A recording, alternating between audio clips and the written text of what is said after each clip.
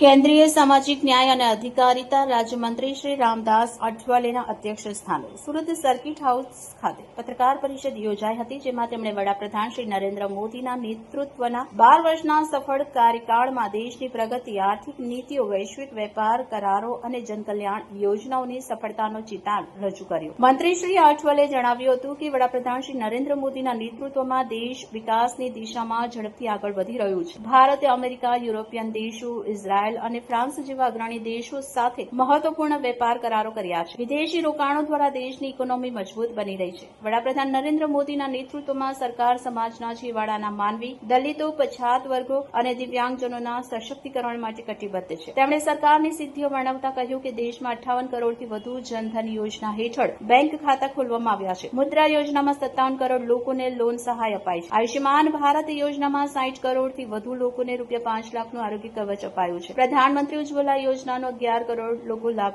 મેળવી રહ્યા છે. પ્રધાનમંત્રી આવાસ યોજનામાં 4 કરોડથી વધુ આવાસો બનાવ્યા છે. સ્વચ્છ ભારત મિશન હેઠળ 12 કરોડથી વધુ પરિવારો માટે શૌચાલય નિર્માણ કરાયા છે. ગુજરાતના પનોતા પુત્ર શ્રી નરેન્દ્ર મોદી અને શ્રી અમિત શાહ બંને ખૂબ જ મજબૂત નેતાઓ છે. તેઓ સરકાર વાસ્તવિક સ્તરે જનતા માટે કામ કરી રહ્યા છે તેમ તેમણે વધુમાં ઉમેર્યું હતું.